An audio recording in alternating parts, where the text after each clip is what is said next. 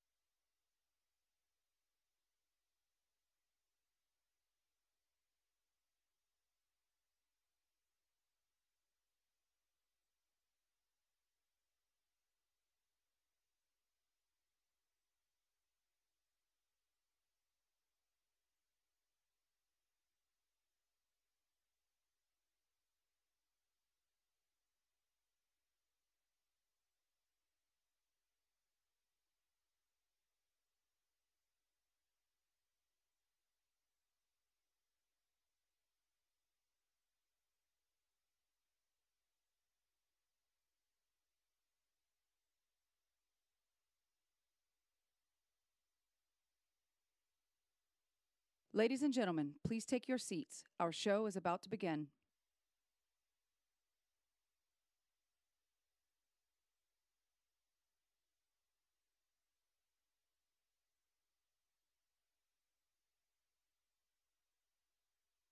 Ladies and gentlemen, please take your seats. Our show is about to begin.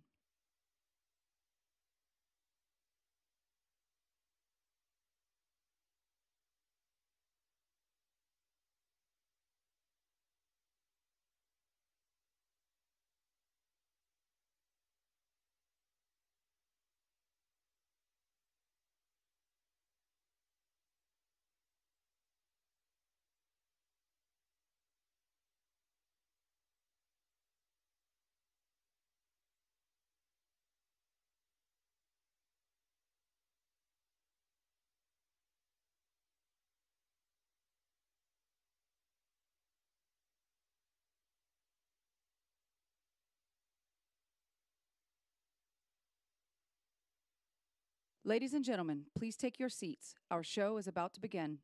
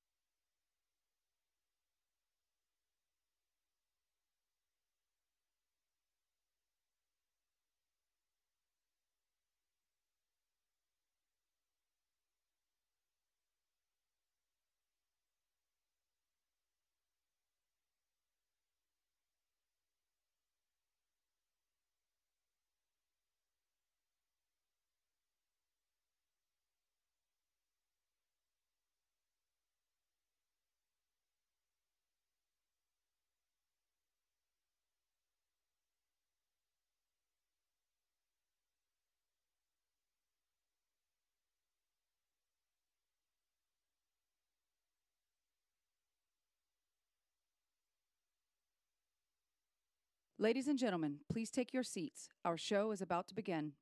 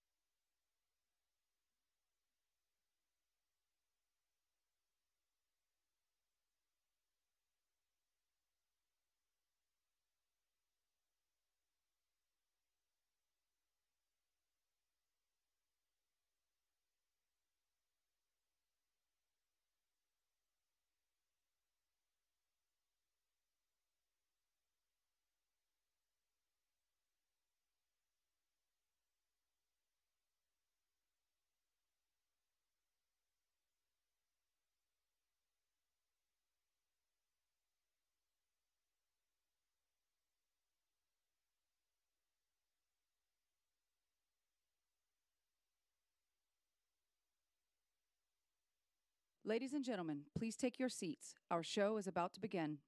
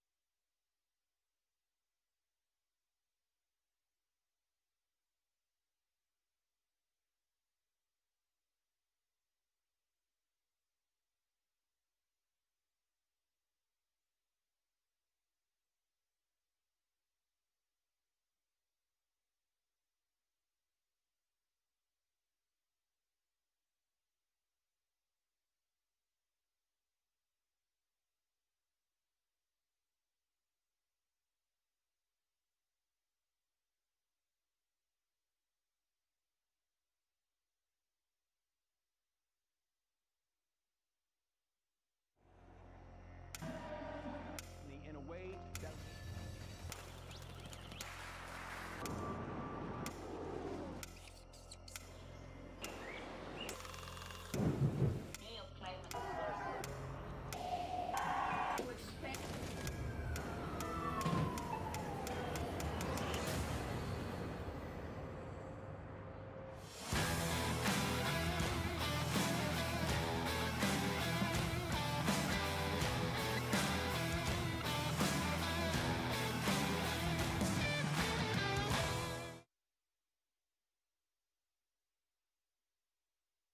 Please welcome to the stage your host for the opening ceremony, Stephanie Abrams. Hello, everyone. Good afternoon, and welcome into Climate Week NYC. I'm Stephanie Abrams, a meteorologist at the Weather Channel, and I am thrilled to be hosting this year's opening ceremony. On behalf of Climate Group, the organizers of Climate Week NYC, I'd like to thank you all for being here today and for the many thousands watching on the live stream around the world. Climate Group is here in partnership with the UN General Assembly, along with a packed house, as everyone's still finding their seats here, and also an impressive lineup of speakers. Before we get to that, I just want to tell you a little bit about what I do. I've been at the Weather Channel for 21 years, and every day of the week, I track our increasingly volatile weather on America's Morning headquarters. On weekend afternoons, you can join the sustainability conversation as I host Pattern, the nation's first climate talk show. We highlight creative innovations and solutions along with climate science and policy. And these programs, they really put me in a unique position. I have the privilege of connecting weather and climate to people live on TV. I explain to them in real time how the changes to our atmosphere, our air, and our water are already affecting their lives, like with stronger storms, more intense heat waves, and heavier downpours. Now, as you all know, the world is in a state of climate emergency, and it's time to do something about it. You'll hear it's time a lot this week because we're running out of it, frankly, and time is of the essence to affect global change. You'll hear about numerous changes happening around the world during the opening ceremony, which is broken up into 3 parts. We'll begin with looking at the urgency for course correction and moving past business as usual. We'll then graduate to the more practical tone of speeding up action on the solutions we already know exist. And we'll finish the race with labor and the communities on the front line at the center of our effort. We'll be concluding the day with an evening reception, and all refreshment breaks will take place just outside the auditorium. We'll be live streaming all sessions throughout the day on Climate Week NYC's website at www.climateweeknyc.org. And of course, if you want to tweet and share your thoughts on X or Instagram, we want you to use the hashtag ClimateWeekNYC. You might also notice the signature slogan, "It's time," as you see everywhere here, but it's also on bus shelters across Midtown promoting Climate Week NYC, so maybe stop for a photo or a selfie and help spread the word. Over the next few hours, and yes, I said hours, but don't worry, there's plenty of breaks and refreshments, you'll hear from business leaders, trade unions, scientists, and senior government officials that are setting the pace because it's time before time runs out. All right, all the housekeeping notes are out of the way, so I'd like to introduce Helen Clarkson, CEO of Climate Group, to the stage. Helen, it's all yours.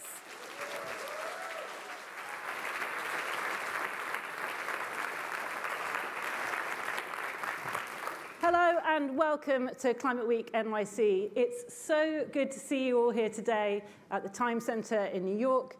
And for those of you joining online, thank you so much for tuning in as well. Firstly, I want to say a huge thank you to our partners, especially PwC, our headline partner, and Saint-Gobain, our opening ceremony partner. Without them, none of this would be possible. So this is the 16th Climate Week NYC.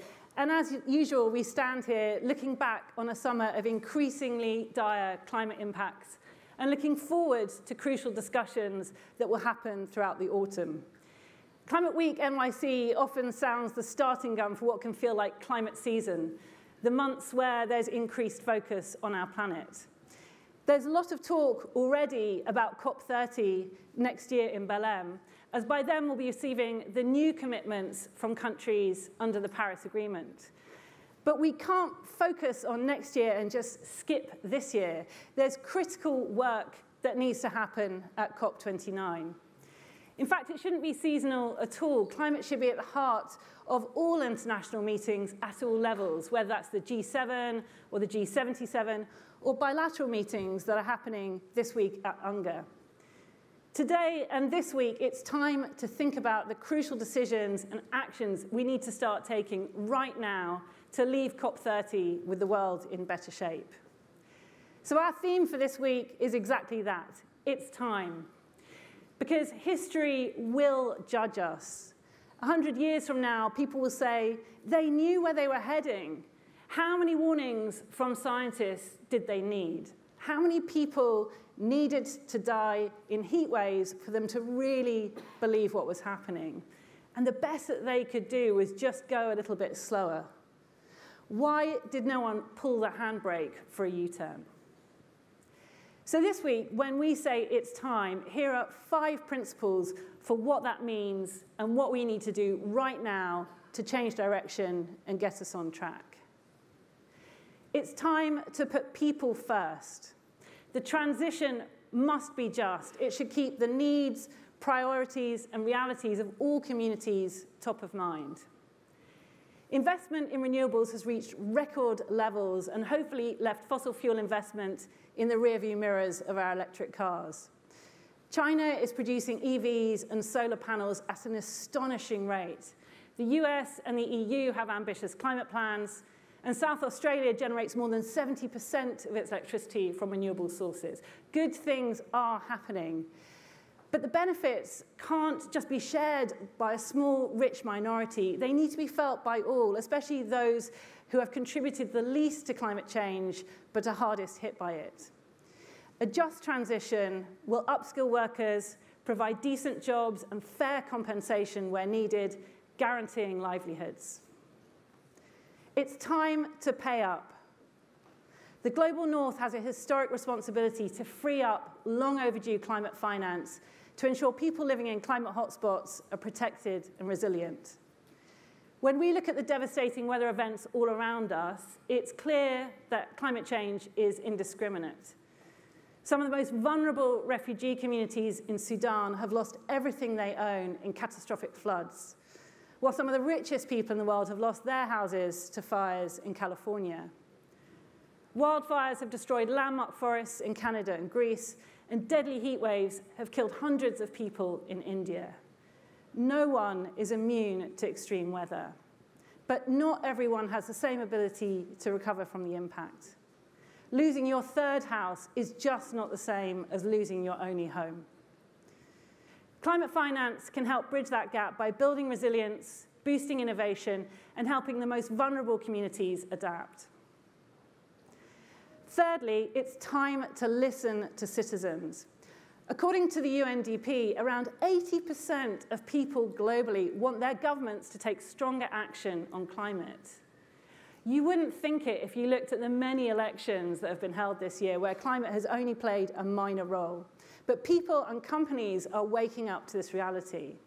Let's harness this undeniable momentum to drive change.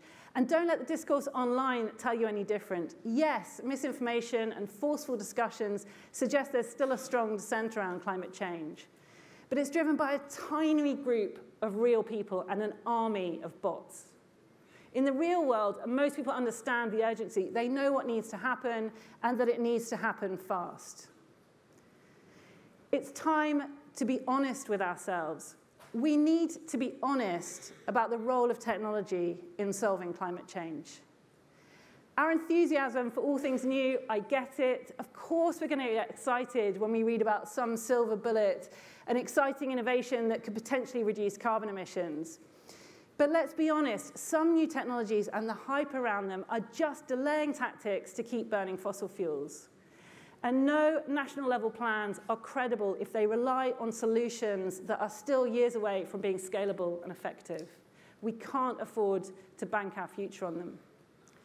When Climate Group looked at renewable deployment in the G20 last year, the biggest barriers to rollout were policies, permitting, and siting regulations. It's not sexy stuff, but that's the hard work we need to focus on. And last but not least, it's time to have the difficult discussions about fossil fuels. We know that by 2050, there need to be very low levels of fossil fuels in the energy mix. But it still feels like every oil-producing country and company thinks it's them that will be selling that last barrel.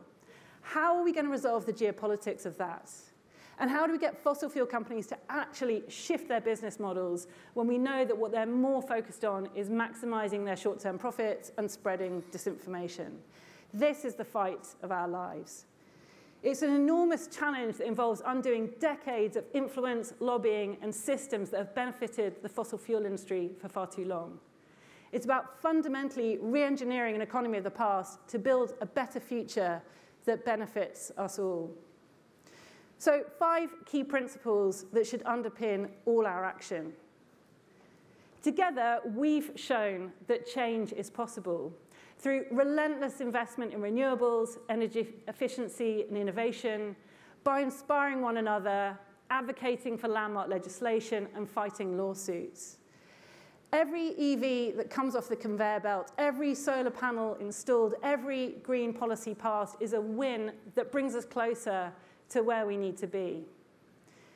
Later, we'll share our global to-do list, 7 key actions that we need to start taking tomorrow that would drive results in the next year by next Climate Week NYC. Actions on renewables, on blast furnaces, methane, and more. Tangible actions based on these principles. What we've achieved in the last decade is remarkable, but we cannot stop here. We must aim higher, be bolder, and keep pushing forward. How the future will judge us depends on the action we take right now. It's time. Thank you.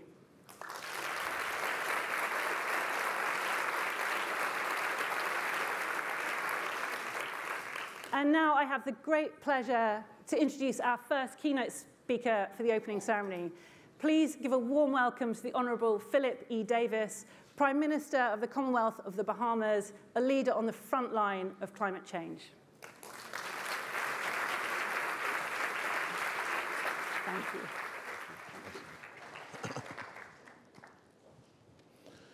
Friends and colleagues, thank you for the opportunity to speak during Climate Week. As a leader of a nation on the front lines of climate change, I watched the tides rise higher each year, felt the storms grow stronger, witnessed firsthand the relentless advance of a warming world. But nothing could have prepared me for the news that shook us all. For the first time, global warming has exceeded 1.5 degrees Celsius across an entire year. Not for a day, not for a week, but for an entire year. Let those words sink in, because they mark a profound shift, a turning point in our planet's story, and demands a fundamental reckoning with the way we move forward. This isn't a time for platitudes. The 1.5 degrees centigrade reality dismantles the very notion that incremental change will be enough. The old playbooks, the familiar arguments, they no longer hold sway in a world where this threshold has been crossed. For too long, the global response has been defined by inertia, by a dangerous insistence on clinging to business as usual. But recently, we've seen some progress prompted by the voices of people like my citizens who are facing this crisis daily and the activism of concerned citizens around the world. A wave of change is sweeping the globe. More and more nations are recognizing the urgency of the crisis and setting ambitious targets to reduce emissions and transition to a cleaner, more sustainable future. The recent passing of the Inflation Reduction Act was the largest piece of climate legislation in the US history. Multilateral development banks, acknowledging the critical role of finance in driving this transformation, have tripled their climate investments over the past decade. This momentum is undeniably a testament to the growing global consensus that climate action is not just enlightened self-interest, but an economic and strategic necessity. Global leaders have a choice: listen to your people or face being replaced by others who will. I'm excited about all the developments and progress I've seen, specifically advances in renewable energy technology, carbon capture, technology sharing, the development of drought and climate-resilient crops, the use of AI in climate forecasting and risk assessments, and clean transportation solutions. The pace of change and innovation is extraordinary. For example, in a single generation, the price of solar panels has reportedly fallen by 99%. I understand that tackling climate change presents a unique challenge. It requires us to make decisions today that may not yield immediate benefits. This can be difficult for leaders who are often judged by immediate results, by quarterly profits, by election cycles. But this is precisely why we, as global leaders, need to reframe the narrative. We need to demonstrate that climate action is not about sacrifice. It is about opportunity.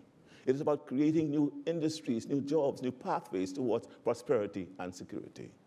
It's developing an evolved world where sustainability and economic growth go hand in hand. With that, we must acknowledge that our current efforts are just not enough. The reality is that climate crises do not stay inside a country's borders. What happens in one nation impacts us all, particularly those of us in small island development states like mine. We need a global response that matches the scale of the crisis, one that recognizes our interconnectedness and embraces a shared responsibility for building on shared sustainability. It must be an international effort that transcends national interests and embraces the power of collective action. This is not the time for despair, but an opportunity to show up better for ourselves and for one another. The moment has arrived where climate action can and will drive innovation, economic growth, and a more just and equitable world for all. This September marks the 5 years since Hurricane Dorian, a Category 5 hurricane, made landfall on the Bahamas. In addition to the devastating loss of life and property, Dorian brought our national debt was increased significantly due to the fact that we have a continued cycle of borrowing to rebuild and recover. What we need now is a radical shift in our thinking, a structural reset of our priorities, and the courage to pursue bold, transformative action at a scale never seen before. The time for complacency is over. This must end and end now. The 1.5 Celsius threshold is not a line in the sand. It is a siren. It is a clarion call for a global awakening, a collective rejection of complacency, and for a new era of climate action defined by innovation, accelerated change, and a firm commitment to justice. For the leaders of the world, particularly in the countries that have contributed the most to this crisis, it is time to restructure the incentives for change. One powerful tool in this effort is climate litigation. By holding fossil fuel companies accountable for the true costs of their actions, the externalities they have long imposed on our planet and our communities, we can shift the economic calculus of energy markets without burdening taxpayers with new taxes. This approach not only advances climate justice, but also creates a more level playing field for clean energy solutions to compete and thrive. Let us make climate action a prerequisite for security partnerships. Nations seeking to participate and benefit from security cooperation must demonstrate tangible commitments to creating resilience. Trade agreements must be tied to emissions targets. Imagine a world where our children inherit not a planet in peril, but one brimming with possibilities. Picture cities designed with nature in mind, powered by clean energy, and where innovation is driven by the quest for harmony between human progress and planetary health. Imagine a global economy built on the principles of stewardship, where the value of our natural resources is paramount, where the pursuit of profit is aligned with the preservation of our shared home. This is the course correction that history demands of us. Because, here's the truth, this challenge demands that we come together and act with conviction. It's a chance to redefine our relationship with the natural world, to forge economies that are not just profitable, but also sustainable and just. We can embrace a new path, one where we harness our collective ingenuity. It does not have to be a distant aspiration, but the very foundation upon which we engineer a brighter future. This is precisely the path that the Bahamas has chosen. We are bearing the brunt of a crisis we did not create. Yet, we refuse to be defined by vulnerability. Instead, we are harnessing our challenges as catalysts for innovation, but demonstrating that even the smallest nations can model a new way forward. And the proof is in our actions. Some of the most ambitious nationally determined contributions, NDCs, in the world come from countries like ours, developing nations, small island states, those who are already living with the daily realities of climate change. Despite contributing less than 0.01% of global emissions, SIDS are stepping up with bold targets, focused on not just reducing our own minimal carbon footprint, but on building resilience, driving sustainable development, and creating a model for others to follow.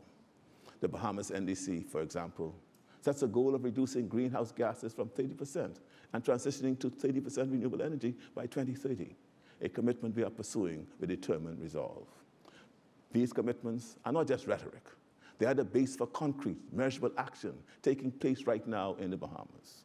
We are transitioning away from fossil fuel dependence, prioritizing energy efficiency upgrades across our nation, installing utility-scale solar farms in our capital, and bringing hybrid grids online in our family of islands. This transition is not just about cleaner energy, it's about creating green jobs, fostering local expertise, and producing a more resilient infrastructure for the future. We are pioneering ocean thermal energy conversion, OTEC, harnessing the natural power of our ocean to provide clean energy, desalinated water, and even cooling. This groundbreaking technology, actively being piloted across 9 Bahamian islands, showcases the immense potential of nature-based solutions to address multiple facets of the climate crisis. We are aggressively protecting our vast seagrass meadows, one of the largest carbon sinks on the planet. We know how integral the carbon market is to climate mitigation, and we present the Bahamas as the leader for high-quality, verified carbon credits. We are developing a blue carbon methodology to leverage their full potential and are establishing a coral gene bank to preserve those critical ecosystems for generations to come. These actions are not about showcasing the Bahamas as an exception, but rather as an example. A testament to the power of political will, innovation, and the enduring belief that a different future is possible if we lead and encourage others to join. But for this new future to truly take hold, we need a global paradigm shift, one that embraces the urgency of this moment and translates ambition into tangible, coordinated action. And nowhere is this more urgent than on the issue of loss and damage. For too long, this critical issue has been sidelined, relegated to the margins of climate negotiations. But for the nations like mine, loss and damage is not an abstract concept. It is a lived reality. It's the shattered remnants of homes and businesses after a hurricane, the livelihoods washed away by rising seas, the cultural heritage lost forever as lands disappear beneath the waves. It's the trauma inflicted on our people, the despair that sets in when you realize that the ground under your feet is literally disappearing. We cannot rebuild our lives with empty promises. We cannot adapt our way out of extinction. The time for half measures and vague pledges are over. We need a fully funded operational loss and damage fund to help vulnerable nations to rebuild and recover from climate disasters. The world has agreed to a loss and damage fund and has pledged a paltry $800 million towards the fund. Our concern, will these funds be mobilized? And how will access to the funds be further restricted to countries which need it most? Global financial institutions and structures must change to address the needs of the SIDS, least developed countries, and developing countries in general. For instance, the frequency and intensity of hurricanes in the Caribbean region have led to repeated economic setbacks, slowing down development progress, and an attack on our ecosystems. There are only 5 bird species endemic to the Bahamas. That means they are native and restricted to a certain place, the Bahamas. For some, the locale of their habitats is so definitive that they are limited to specific islands in the Bahamas. The Bahamas nuthatch, only found on the island of Grand Bahama, has not been seen since Hurricane Matthew in 2016. The Bahama warbler, whose habitats extend to both the islands of Grand Bahama and Abaco, has only been seen on Abaco since Hurricane Dorian. Climate change wipes out full species with a blink of an eye, and we as world leaders need to do more to support our ecosystems. After Hurricane Matthew, the Bahamas faced significant recovery costs, which were compounded by Hurricane Dorian just 3 years later. This recurring pattern of destruction and recovery creates a perpetual state of vulnerability, making it difficult for the country to achieve sustained development and continues to pile on the country's lending requirements and debt accumulation.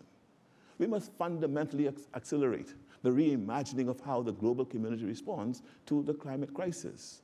We need global recognition that climate change is a human rights issue, demanding a coordinated and equitable response. Climate change is not just an environmental issue. It is not just about weather. It is a direct assault on the intrinsic rights enshrined in the Universal Declaration of Human Rights: the right to life, to liberty, to security of person, to a standard of living adequate for health and well-being. These are not privileges. They are birthrights. This is not about charity, and it's not about burden sharing. This is about recognizing that we are all interconnected, that our fates are intertwined, and that our collective response to this crisis will determine the fate of generations yet to come. The climate crisis demands our full attention now. In fact, time is up.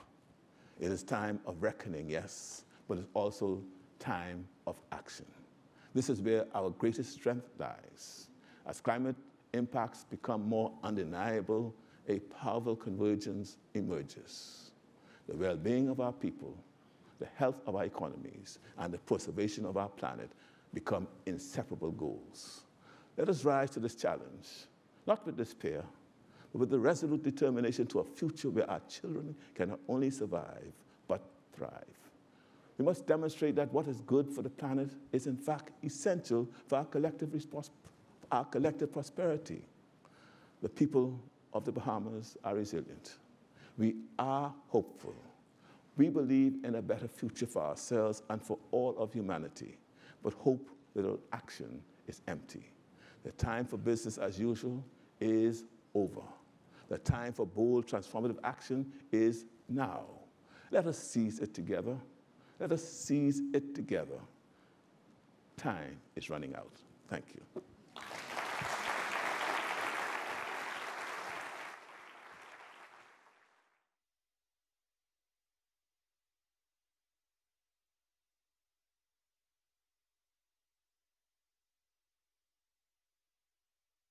Please join me in applauding the Right Honorable Philip E. Davis, and join me in welcoming to the stage the Commonwealth Secretary General, the Right Honorable Patricia Scotland.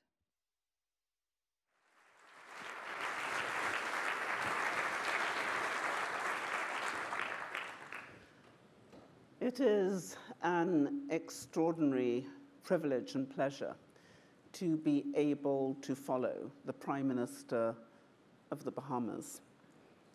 And I could, since I'm a lawyer, simply say, I agree. because you'll know that Philip Davis has been one of the most trenchant champions of climate and climate justice.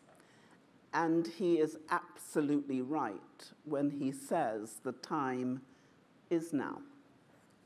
Many of us have listened to the call and have become tired of those who say it cannot be done. We, of course, are the first generation to suffer the aberrant consequences of climate change. But we are the last generation to be able to do anything about it. And we have an extraordinary moment in our history, because for once we have the capacity, if we choose, to be the difference we need to make. And I'm talking about the fact that we are suffering so deeply, every single one of us, as a result of climate change. And it is affecting all of our lives and our livelihoods. Philip spoke about what happened during Dorian, where we saw people drowning in their attics, families being destroyed, homes rendered absolutely inhospitable. And yet, we are at the cusp of technological change which will enable us to write a whole new chapter. If you look at what has happened in the Commonwealth, we are now a family of 2.7 billion people. That's 1/3 of humanity, coming from 5 different regions. And yet we have within our numbers some of the most vulnerable people in the world. 33 small states, 25 small island developing states, and they are suffering.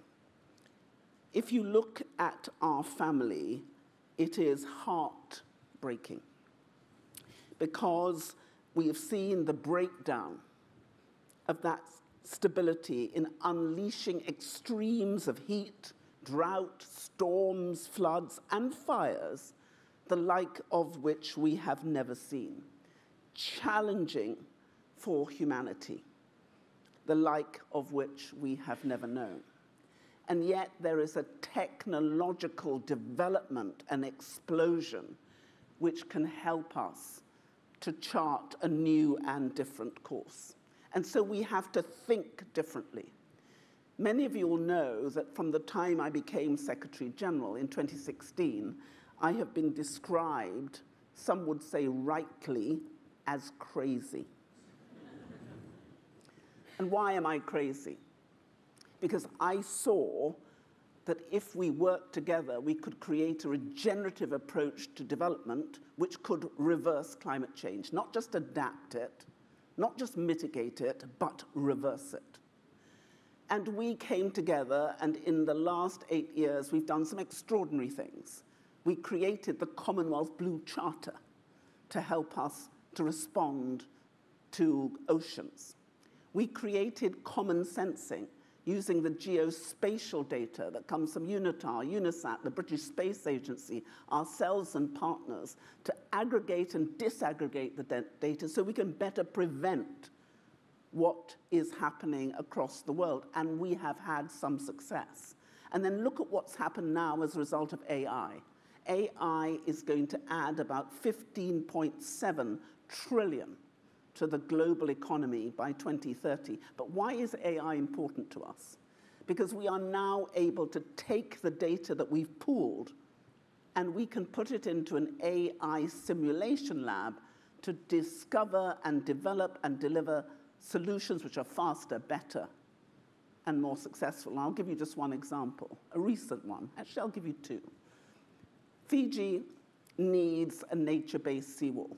Normally, to create such a nature-based seawall, to make sure you knew where it should go, what it should be made of, would have taken years. And if we had got it, it would then take years to get the money.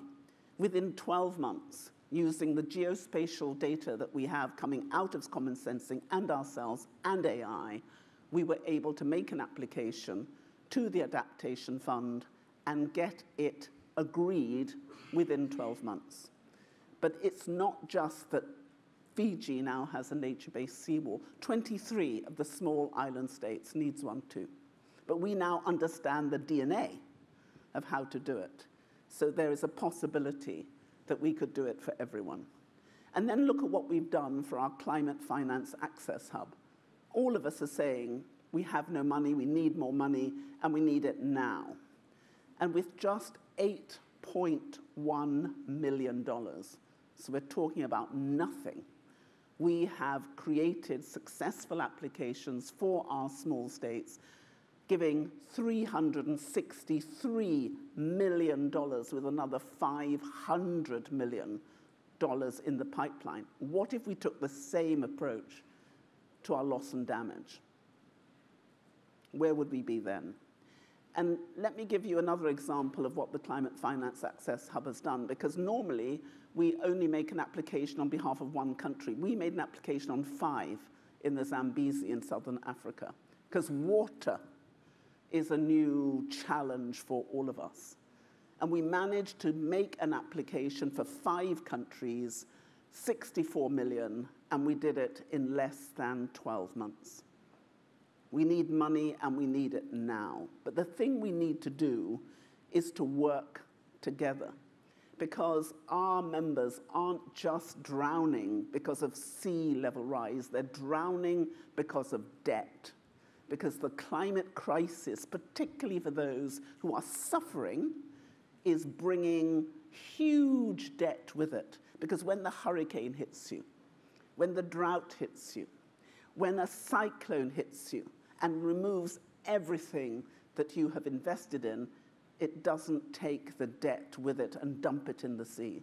It leaves the debt behind, and it used debt. And so we in the Commonwealth created a new debt management system called Meridian, which is able to deal with both public and private debt. We now have $4.2 trillion of debt under management. And what do we know about that debt? When you aggregate and disaggregate it, a large percentage has been occasioned because of climate disasters. So we have to do something about the financial settlement, because right now it's not fair. Why are those who are the most vulnerable, the most indebted because of that which they did not deliver, why are they paying the highest? So our Universal Vulnerability Index, which seeks for climate justice for all, fundamentally important. We have to get our IFIs to change. The knowledge we now have is extraordinary. We are able, very soon, to be able to identify how much carbon is sequestrated by every tree on the planet. When we do that, we will have a real climate market. And I think it will be a game changer. So what do I think? I think the things that we can do are extraordinary. We've demonstrated that.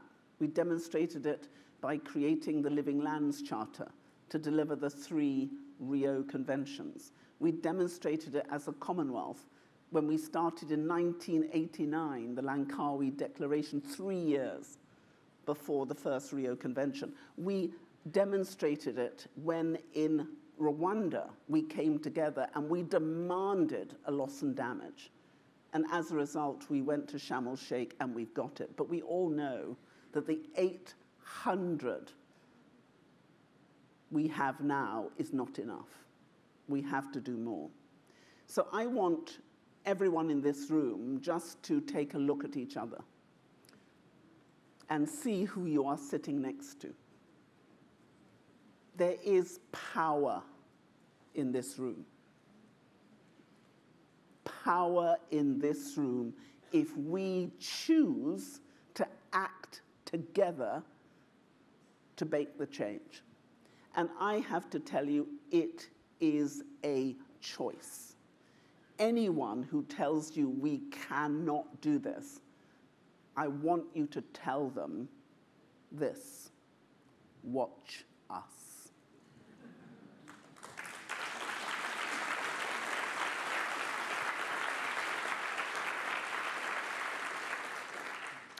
Our children and the next generation are waiting for us.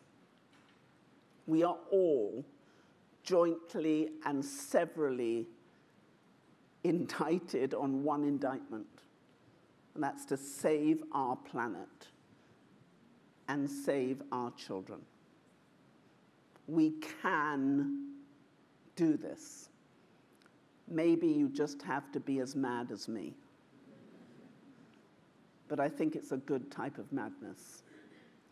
And I want, when they come to look at this generation of leaders, and every single person in this room is a leader, when they come to judge this generation, they will say of us, we were not silent. We did not turn away. We stood, we fought, and we won. And I thank each and every one of you, not just for what you've done, and not just for being here, but I'm thanking you in advance for what I know you will do to deliver the change that we must make if we are to save our planet. There is no choice.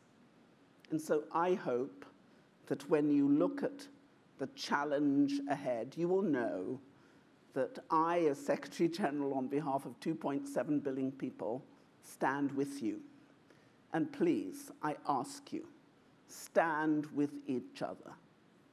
Do not lose your courage. Do not give up the fight. Stand and do and deliver. And I thank you in advance for all of it.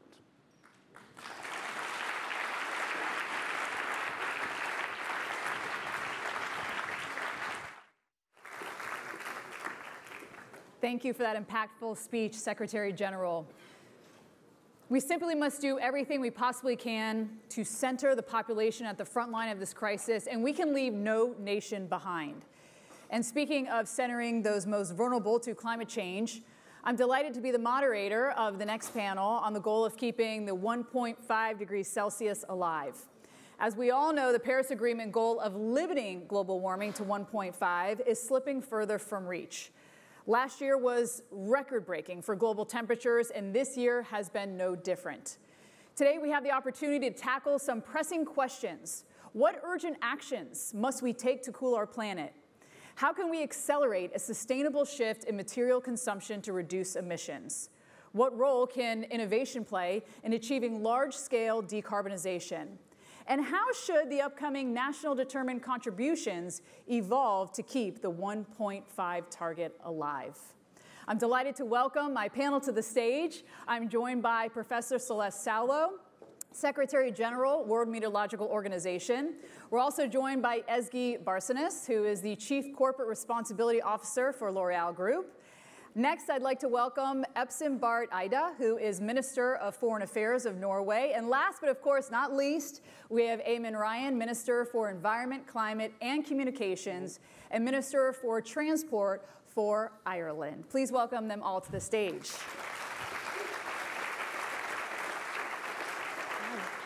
Hi, guys. Good to have you here. So I have questions for each of you, but feel free to jump in if you feel that you have something else you'd like to add. Professor Saulo, I'm going to start with you. The IPCC reported that global temperatures are now 1.2 Celsius, of course, above pre-industrial levels.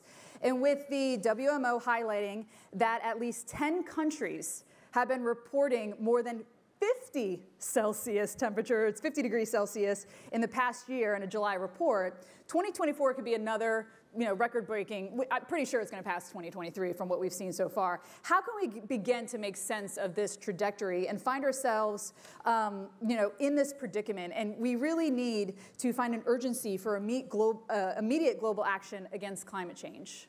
Okay, thank you very much. First of all, it's my pleasure being here. And well, you posed a very interesting question. Let's start for providing evidence. We are an organization that is based on science and technology, so we provide data, robust data. It's not only about temperature. Every single indicator that is monitored by us has broken a new record. I speak about greenhouse gases, I speak about sea level rise, I speak about sea level temperatures, surface temperatures. I speak about ocean acidification. So everything is breaking a new record. So the science is clear. The question is what we do. And we need to translate that science into the impacts we have. And we have heard already many examples of how these numbers translate to impacts in terms of flood, droughts, landslide, wildfires, everything. Everything is affected by what climate change is producing. So I would like just to share with you a couple of very impactful numbers. For example, the cost of inaction. Because certainly the problem is why? Why cannot we react sooner? And there is an estimation that by 2100, the cost of inaction and keeping business as usual will be $1,266 trillion. Wow. That's the number. Yeah. So let's use these numbers, because usually we react more to money than to any other number. What about the workforce? According to the International Labour Organization, 2/3 of the workers will be impacted by heat and extreme heat. So 2/3 of the capability to produce goods will be affected, and services. So that is a huge amount of money. What do we do with that? So these are, we are translating science numbers into impacts, into impact to society. So I believe that we need to use these numbers to convince all the stakeholders and decision makers and policy makers that then the impact of no action will be too huge to cope with it. And of course, that will then impact businesses, which brings me to Ezgi here. With global emissions needing to peak by 2025 to avoid catastrophic climate impacts, time is obviously of the essence, and really what we're talking about today in this week, a climate week. Given this, how is L'Oreal responding to the call for businesses to lead the change in transforming material consumption to drastically reduce emissions? Are there any specific examples that you can give us? Yeah, thank you, Stephanie, and thank you to the Climate Group for having me. So L'Oreal Group was born from science 115 years ago, and science to this day remains at the heart of our model. So, behind every product, every label, every claim you see, there is science. We, in fact, have 4,000 scientists around the world in 11 countries that work on innovation and sustainable solutions every day. So climate change is no different. We approach climate change with the same focus on science.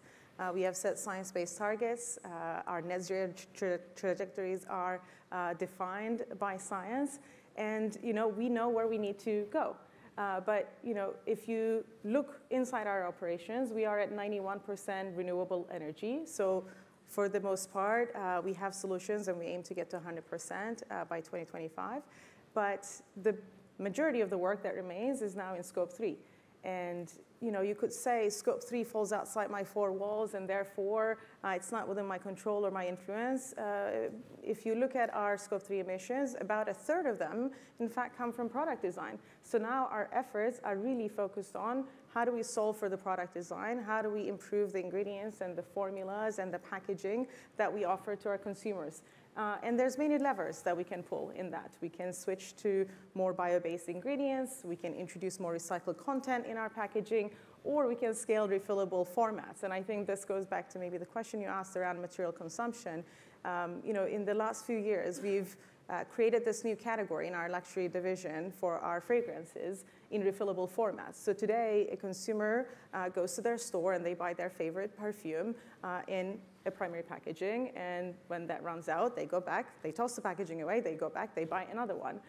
So the solution we created is that primary packaging, you can hold on to it, and you can go back and you can buy a refill so that you can go home and fill your original packaging. This not only allows the consumer to save money, going back to your point around Professor Saulo's point around economic incentives, but also lower emissions and lower material use. So this is huge, but it's easier said than done because if you look at a perfume bottle, it is not traditionally designed to be refilled. There is no ease of convenience to do that. So what we had to do was work with our packaging specialists and experts, work with our supply chain partners to really think about, okay, how do we redesign this pack format so that we can introduce the refills with the ease of convenience by offering the same level of desirability to that consumer. And it doesn't stop there because you can put that on the market, but if you don't partner with your retailers to educate the consumers, to think about how it shows up on shelf, to think about the bundles that you can offer so that you can instill that shift and behavior change.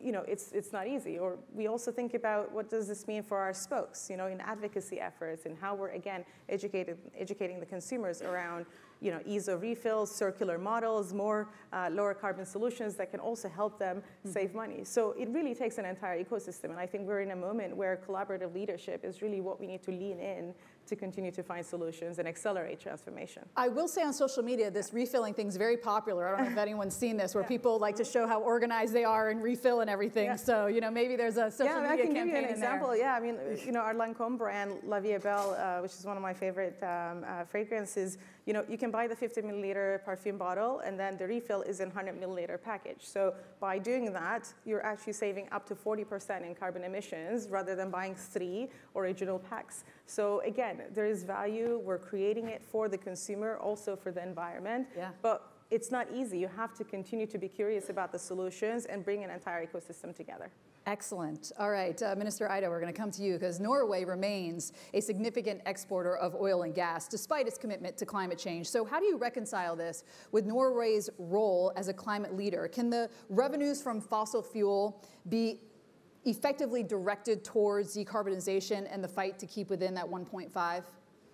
Well, yes, and actually we are very committed to what we achieved, which is actually quite an achievement in COP28, which is to say that the world needs to transition away from fossil fuels, accelerating in this critical decade, and it's in a just, orderly, and equitable manner, and that it also spells out what you need to actually do that, which is the tripling of renewable investments and the doubling of efficiency and building the grids and the balance systems and so on. And we are deeply committed to that. We are doing it at home, because we have in Norway a fully renewable electricity system, and electricity as part of our energy use is actually very high, one of the highest in the world. So we are deeply decarbonizing ourselves. Yes, we still export, but we export to a European market, Eamon & Company, which is now seriously dedicated to reducing their emissions as well. So right now we are replacing the Russian gas that is not any longer bought by European markets. So for the moment we are keeping the supply of gas to Europe, but we are also working with our European friends in the EU and in the UK in managing what that transition takes in practice, because we all agree that we need to get off fossil fuels, but we need to really think seriously about how that is done. And it's not just done by stopping the production of fossil fuels, is done by building the alternative system. And some of that can also come from natural gas. We do believe in CCS. We do think that hydrogen can be produced both green and blue, both is clean. And these are one of the future clean hydrocarbons, or the clean molecules that you need in those sectors which are hard to abate directly from electricity. So we feel that even countries who are still You know, we are a very electrified country. We also export electricity, but we are still exporting fossil fuels, particularly gas. But we want to be part of that transition. And to your direct question, yes, we've stepped up very much our climate finance, and much of that goes to helping countries to develop, you know, least developed countries, but also middle-income countries, so that they can transition more quickly into the technologies of the 21st century, which is the production, distribution, and actually use of renewable energy. Excellent. So Norway's doing good things. So are you in the Republic of Ireland. Minister Ryan, greenhouse gas emissions in the Republic of Ireland are at their lowest level in 30 years. I mean, that's great. Although still well off track to meet the EU and national 2030 targets, according to the Environmental Protection Agency. So what key measures is Ireland prioritizing to get back on track? And how can these serve as a model for other countries to keep that 1.5 target within reach? Before I answer that, can I just say a couple of thoughts? Just yeah, in relation go to what for I it. heard earlier. I'd love it. I'm a green politician. I got involved 35 years ago. Science of climate change hasn't changed one jot. Jim Hansen set it out to House of Congress then. You could publish that today, it would still be up to date. Sure. It's time. We ran an election campaign in 2007. Our posters were, "It's time." And just a few months before the election, Al Gore's Inconvenient Truth was out at the time, and my God, that was the time. Public consciousness was strong, and it disappeared. Any politicians will know this overnight. Sometimes public consciousness changes. And then it came back in with Greta Thunberg and David Attenborough, and 7 years ago, it was really time. Yeah. And we got a lot of we got into government in the back of that. And then the tide went out. Financial crash, COVID, you name it, whatever. And the tide's out at the moment. It sure as hell is time for it to come back in. But the level of public consciousness continues to rise. This tide comes in and comes out. The next time it comes in, it has to be really strong. And we have to use that rise in consciousness to affect change. I'm on the European Environmental Council. This summer, this IPCC came to us. They said we have some 200 gigatons left to release. If we are to have a 50% chance of staying getting back below 1.5 degrees, and we're emitting 40 gigatons a year. The maths ain't that difficult to work out. That its time is very short time now, so we need to be really strong. Ireland is no list of sinners of the first order. We have high emissions, we have a lot of cows, but we are like a prodigal son or daughter. We have some examples that maybe we could share. First one, not particularly politically popular, not easy to sell, but carbon tax, it really works. We have it now, we don't even put it in the budget, it's agreed outside the budget. I'm Environment Minister, I know I've got another 100 million coming in this year because the carbon tax goes up every year by €7.50 a tonne. That we raise the equivalent now about $1 billion in carbon tax. In the States, that would be 65 billion every year. And we spend it 30% on social welfare protection so that those people who are impacted by higher fuel prices are protected, 55% in improving our homes to make them retrofitting them, and 15% to small farmers. And it works. Our use of nitrogen pollutants in farming, our nitrogen fertilizers went down 30% in the last 2 years. Our emissions last year went down just under 7%. But I could come back to the first key issue here is, if it's time now, and we've only 200 gigatons with 40 a year, it's the it's the public consciousness. And I think more than anything else, what's important in that is that we don't divide. Doesn't become the identity issue, doesn't become the them and us issue. This has to belong to every political grouping in every country if we're to really achieve the scale of change that title, It's Time, rightly draws us to. Yeah, go ahead. I agree with all of that, as I normally do with my friend Eamon. And I mean, this is really, really crucial. But I want to say, we actually know what has to be done. It's not like we have to invent the solutions. And not only do we know, I mean, the scientists have known a long time. I mean, not only the climate scientists, but also the tech scientists know that this can be done. But not only that, if you actually look at what we have decided in these broad UN frameworks, like COP 26, 27, and 28, there's a story there, particularly 26 and 28, where we actually did address fossil fuels. And we did actually get every country, including Gulf countries, which are much bigger producers of oil than even we are actually now committed in principle to that transition. So there's a long road from that in principle agreement to actually doing it, but it means we have actually spelled it out. Only in Glasgow, which is 3 years ago, the best we could do was to phase down coal. That was the only touch of fossil. Now we actually spoke about all fossil fuels. But we also spelled out what you need, as I said earlier, what you need to do to actually get there. And it basically means a massive investment in renewable, a massive consciousness about energy efficiency, and also the material use, that we turn that into a circular material economy. If we do that, we're basically done with most of it.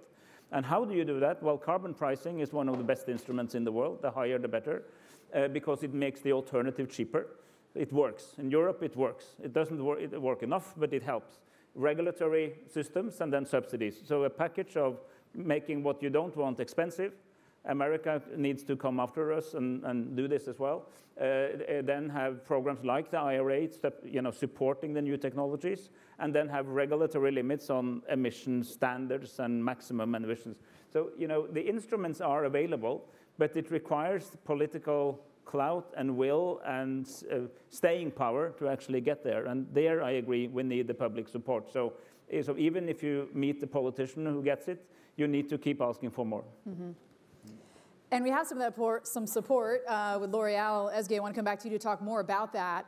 As Chief Corporate Responsibility Officer, how does L'Oreal really create that holistic approach that not only bends the emissions curve, but also addresses a planet that's kind of on the brink? Yeah. So climate and nature are, interlinked. Yeah. You can't solve for one and leave the other one behind. And it's not always so obvious or so clear. So if you think about it, I just told you that we're looking to shift our raw materials to more bio-based ingredients. What does that do? That helps us decarbonize across our value chain, but it also increases our impact and dependencies on nature.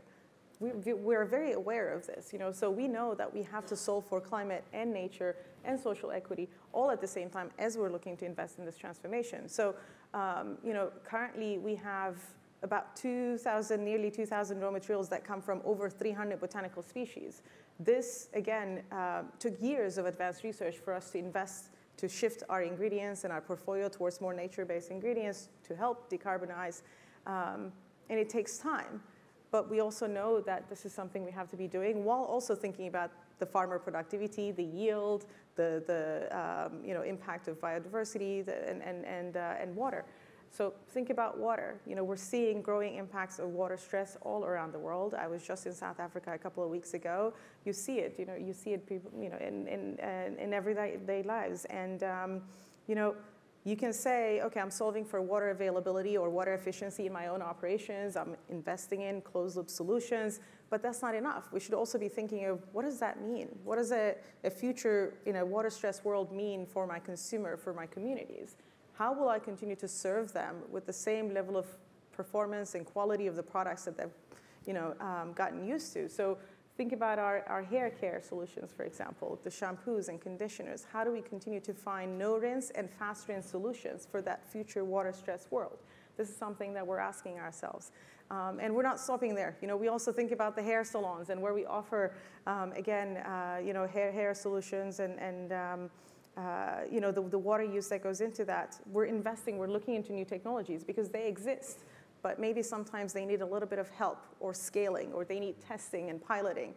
So we have recently invested in a company called Gyosa that uses a very specific water fragmentation technology that fragments the water where the water still maintains the same level of pressure for you to rinse out your hair, but you use up to 69% less water in the back bar in the salon. We launched this and we rolled it out to 10,000 salons in Europe, and we're looking to learn from it and continue to improve it and come up with newer models and roll it out around the world. But again, it's a moment where you have to continue to maintain that level of higher ambition, the curiosity, and really approach it with a challenger and learner mindset, because these are everyday practical problems that we're trying to solve for and not just theory. Yeah, and speaking of models and solving for all these problems, Professor Salo, as you said before, it's all about data and the science and the numbers. And as a meteorologist, I get how the models have changed over the years, and they're giving us this data that we're seeing and we're trying to make these changes with. So how can the WMO help accelerate the global shift toward a more sustainable and resilient future?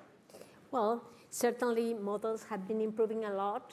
Satellite information has helped a lot. Yeah. So we have more data than we used to have, but still we need more because the complexity of the system, and I was listening to all the interventions, we are not going to solve climate action alone. It's about poverty, it's about water scarcity, it's about energy transition. Everything is, the holistic approach is part of this issue. So models are helpful, yes, and what the WMO does is improve the quality of the forecast as much as possible and to share best practices between the best developed Met services and the less developed ones, but always we put a lot of emphasis in the need of data. And now with artificial intelligence, and we all know the importance of data to have I would say, meaningful use of artificial intelligence. We need more data in place, and that is a risk to derive wrong conclusions using bad data. So we are very serious about more data, better models, and the translation of these models into actionable, I would say, actionable science. We have an initiative called Early Warnings for All, where we try to improve the capability of the early warning systems to save lives, to save properties, to save livelihoods. For that, we need to arrive in time before. And we have proved that if you have a warning 1 day in advance, you save 30% of the losses that may come because of the natural hazard.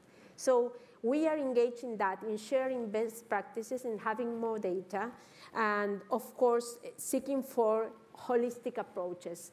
I would also like to highlight climate services. What is that? Climate services is the translation of climate information into relevant information for policymakers.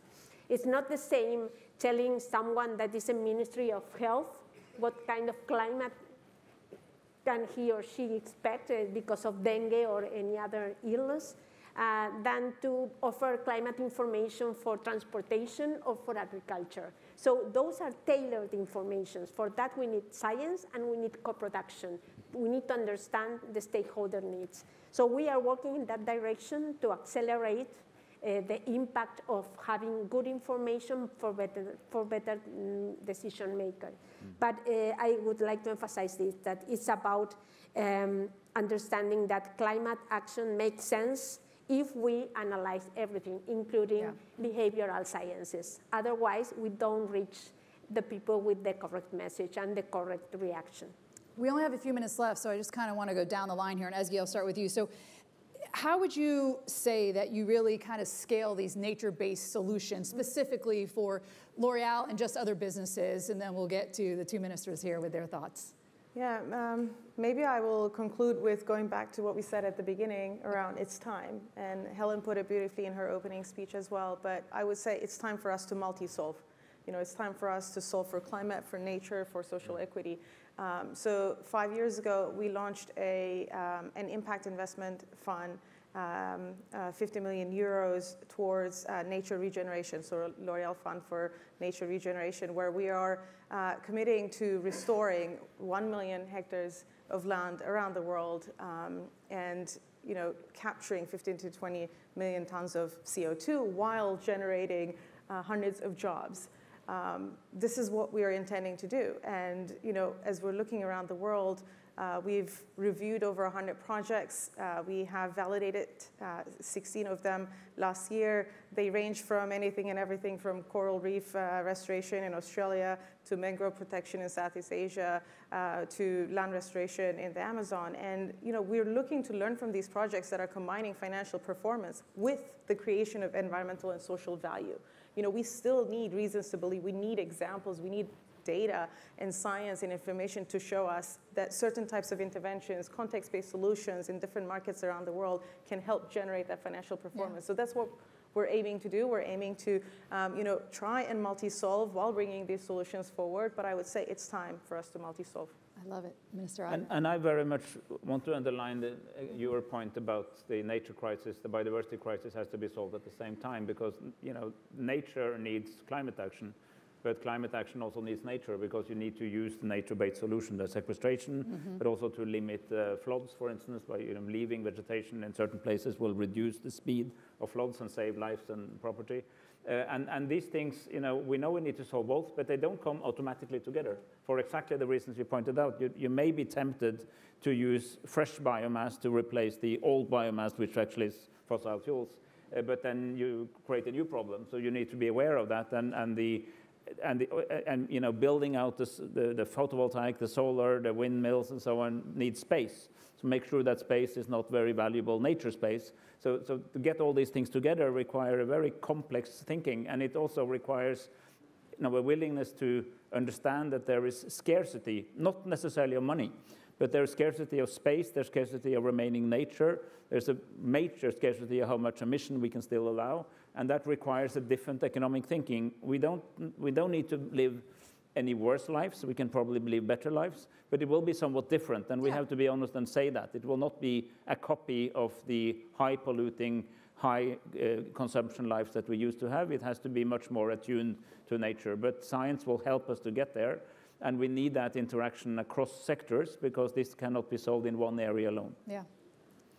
I'd agree with that. One other thought, just this week. This week is a stepping stone on the way towards Baku and Belém next year in this never-ending, complicated climate negotiations process. But we've no choice. How else do you get 193 countries to agree this leap? One other, I think the key thing this week, and the fact that it's combined with UNGAS is timely, is because we do have to bring global justice into it. Developing countries are left out, don't have access to the capital markets, as well as the debt problems we heard from both the Secretary General from the Commonwealth and the Prime Minister of Bahamas earlier. The IEA, International Energy Agency, have done some broad analysis. Edmund's right. We need to triple renewables, double efficiency. We need to spend about $4.5 trillion a year. The developing countries need about $1.5 trillion of that, excluding China. And they're completely frozen out of the markets at the moment. What we need to do is get collective mechanisms where we use public finance, but it's not just public finance. That on its own will not be enough. Exactly. It has to be with blended finance systems where you can, and strengthening the economies of developing countries so they can be part of this revolution. So we get an actual geopolitical response that's united and that allows us to make the leap we need to make. This week in New York is as much about preparing the ground for that leap as anything else. And that's why this event and this week, it is time for us to get that right. It's time. Thank you. Thank you all very much. Minister Ryan, Minister Ida, Ezgi, and also Professor Sauer. Thank you so much, guys. Thank you. Appreciate it. Great work. Oh, thank you so much. Thank you. Thank you. Thank you.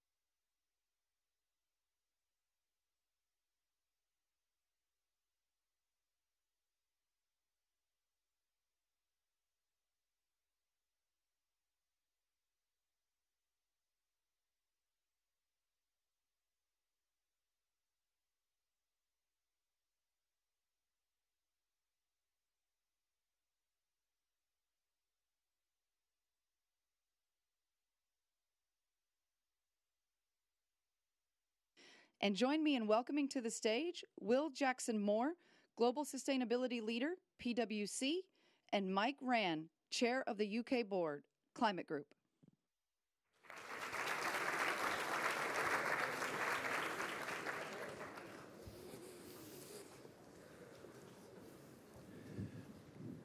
Well, thank you very much. My name's Mike Rann. I'm the chair of the UK Climate Group. And I guess most people here know about the Climate Group, but essentially any plane to get in the right direction has to have two wings. And we've got about 600 of the world's biggest businesses, but we've also got 200 state and regional governments. And what we try to do, and what we've been doing for the last 20 years, is building a bridge on policies, on a whole regulations, whole range of things to bring those two together. PwC has been a great partner of the Climate Group, and Will Jackson-Moore is the Chief of Sustainability, and we've worked together in the past. So I thought it would be useful, given that theme about how business can drive climate action faster, for Will, they've recently at PwC done a major global report, to give us a bit of an update about where we're at right now with business. What are the big motivators? How are you helping businesses to reimagine themselves, to do the right thing by the climate in our race towards net zero, but at the same time continuing to make profits that keep people in jobs? Yeah. No, thanks, Mike, and it's an honour to be headline partner here at Climate Week NYC, and we've had the lucky situation to be able to work together for a number of years. So yes, we do a global annual CEO survey. We interview 4,700 CEOs in the last survey across a whole range of different topic areas, and obviously sustainability and climate is a key one of those. But in terms of specifically what PwC is doing to engage, I think it's worth saying to start, though, this is a team sport. Clearly, business is an absolutely kind of fundamental part, but as are policymakers, NGOs, and wider society. And one of the things that we're looking to do at PwC is to be a convener across those four areas. But then specifically from a business perspective, I mean, the approach that we take is one, that this is not something that's off to the side. This isn't sustainability strategy here, corporate strategy here. It's around sustainable corporate strategy. It needs to be woven together. So when we ask the questions of the CEOs, what proportion of you are focused on climate in your broad strategy? Around a third were. So with my glass half full hat on, that's not too bad, it's a third. The question is kind of what are the other 2/3 doing? But with that one third, there are some really good signals coming out of it where they do have a climate-based approach. They're, on average, their revenues are growing more quickly.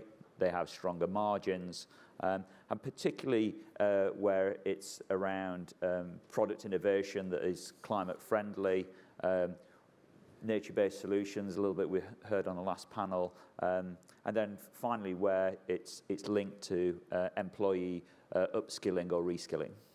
Right, so it gets back to those basics. I mean, it's become essentially increasingly the core of business rather than a simple add-on, which it was perhaps a few years ago. Yeah, absolutely. One of the things in recent news, we've seen many stories highlighting the growing costs of climate inaction for business. For years, it's been about, it's going to be too costly doing the right thing, but now we're seeing the growing costs of climate inaction for businesses. So how can corporate leaders balance the short-term costs of transitioning towards sustainable business models with the longer-term rewards? How do you convince businesses in the advice you give about the long-term rewards are greater than the short-term costs? Yeah, I mean, we try not to kind of over-rotate on that long-term point, because I think there are lots of things that business can be doing in the short term, kind of absolute no-regret moves. So kind of one would be around energy efficiency. We've just finished an 18-month study with World Economic Forum, which found that with existing technologies, global industry could save 31% of its energy consumption. So that's $2 trillion. I would challenge everybody here, is your organisation on target to reduce your energy consumption by 31% by 2030? Because it certainly should be. So that's an absolute no-brainer. It's just good business sense. It's cost out, carbon out. So why wouldn't you be doing it? And also, it gets the organisation starting to think about what are the actions that we can do to improve our footprint. And then the other element I would say is there's obviously a huge amount of focus on sustainability reporting, be it CSRD for EU operations or ISSB in many other territories. Let's not think about that as a compliance cost. Let's think about that as an opportunity. So one of our clients wanted to centralize all its operating data. So we sucked all their operational stats for a decade from 110 manufacturing facilities around the world into one data lake. Just think about the value of that data. They're doing it for sustainability reporting initially, but in the world that we're in now of AI, the amount of profit improvement and efficiency you can drive out of that data pool. So there's some real things that we should just be on and doing now. Yeah, it's interesting you mentioned about energy efficiency, which often, because it's not brand new things, shiny things in the desert. I was very briefly a chair of a government corporation in Australia, which basically was helping companies with commercial loans, but in terms of reducing the costs of refrigeration, yep. the boilers in buildings. None of this is sexy stuff, but also air conditioning costs. And I used to say to our young people going out to talk to businesses, talk to them about how they're going to reduce costs. And I think the average was about a 19 to 21% reduction in their energy costs, which meant that it was great for the environment and also great for their business. Yeah, no, absolutely. I mean, take this building. It will have a big box somewhere in the basement with lots of flashing lights on building management systems. How many people know actually how to operate it? You can go into any major office block and people kind of scratch their head. You can drive 15, 20% efficiency gains by operating an existing building to best in class. That's virtually zero capex. It's sending 3 people on a training course. Yeah. And then you get into really simple things like, are there the latest LED lighting systems and so on? But the problem is it's not a CEO agenda. Yeah. You can't go to the CEO and say, I'd like to come and talk to you about changing the light bulbs. If you want to go and talk to them about a new green hydrogen plant, sure, because it's $2 billion of capex. Yeah. But one is very short-term, high return. The other is more medium-term. But it's how do you get these good return, no-brainer things onto the C-suite agenda? Earlier today, we had a session in another part of the building about finance. And obviously, if you want to see what's going to happen, you follow the money trail. And it was interesting. It was a mixture of some good stories and difficult stories and frustrations in terms of how do you make sure that finance gets behind the innovations that are going to count. So what role do you and PwC play in helping companies navigate the financial balancing act, ensuring that climate actions create tangible value? And how do where is the money now coming from and where is it going? Yeah, I mean, the whole of the financing space I think is undergoing some change in terms of how we view it. I mean, ultimately, it's the real economy that drives and finance supports. Finance is a fundamental role, but you do need to get the real economy focused first. And then our role is partly helping businesses, right from the smallest startups through to the very largest businesses, understanding what's out there to help them. The incentivization programs, things like the EU Green Deal, the IRA. It's amazing, even the biggest businesses are struggling to kind of navigate through that. So we'll help our clients understand what the art of the possible is, and then with the green financing initiatives, again, help them understand kind of what's the most appropriate for their situation. But again, what businesses are saying to us, they need consistency around this. They need to know that when there's a government change, the program's still going to be in place because they're making long-term investment decisions off the back of this data. And so it does need a degree of certainty.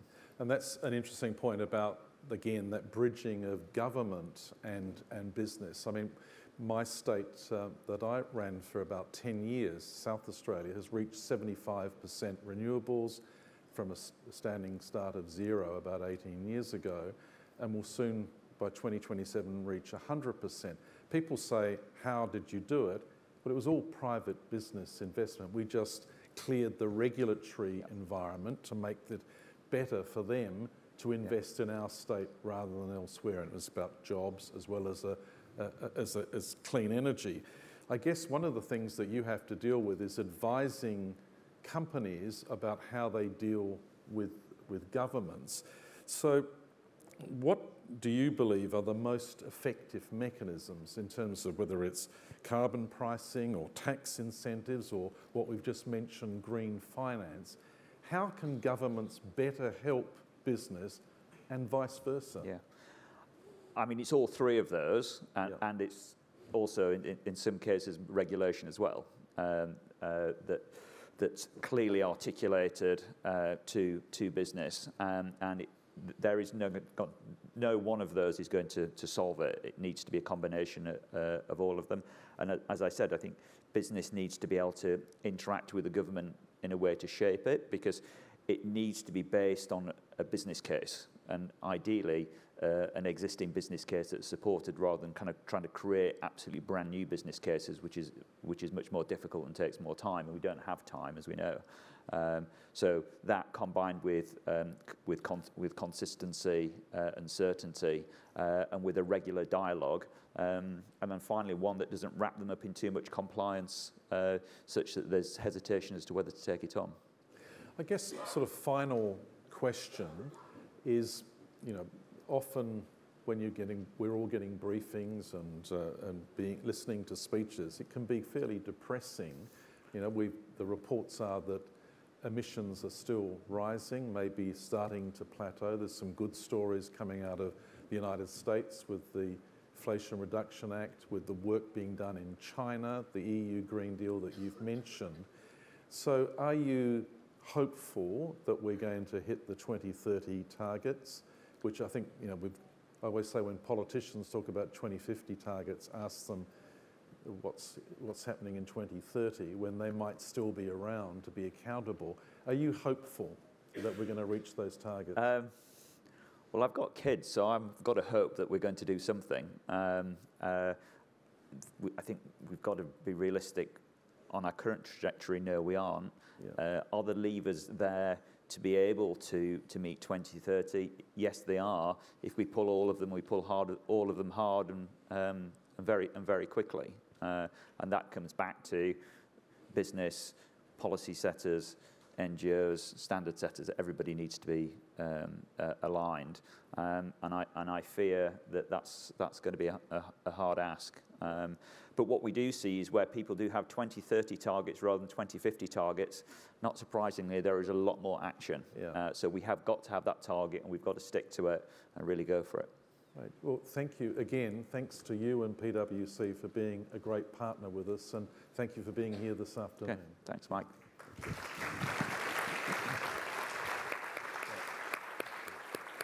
Will and Mike, thank you so much for your valuable insights. All right, it is 3:28. We have to start back at 3:35. So maybe just a quick leg stretch. I'm gonna let you guys get out of here, come back in really quick. But we'll be back in the auditorium 3:35. I know it's tight, sorry about that.